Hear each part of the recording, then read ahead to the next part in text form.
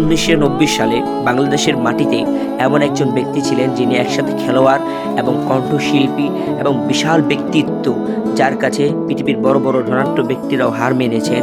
তিনি আর কেউই নয়, আমাদের রকেট মনোয়ার। চলেন দেখে আসি তার কিছু উল্লেখযোগ্য গান এবং কিছু কথাবার্তা।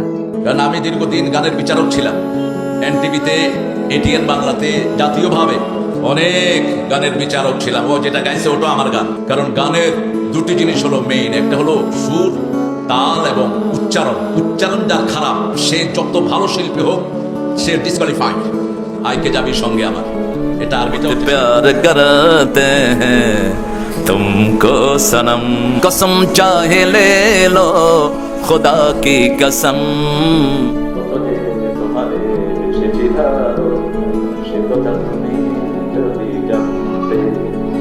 হৃদয় চিরে যদি দেখানো যেত, সে কথা তুমি অগো মানতে, সে কথা তুমি যদি জানতে। ওই দুটি চোখ যেন জলে ভেজা পদ্ম, যত দেখি তৃষ্ণা মেটে না।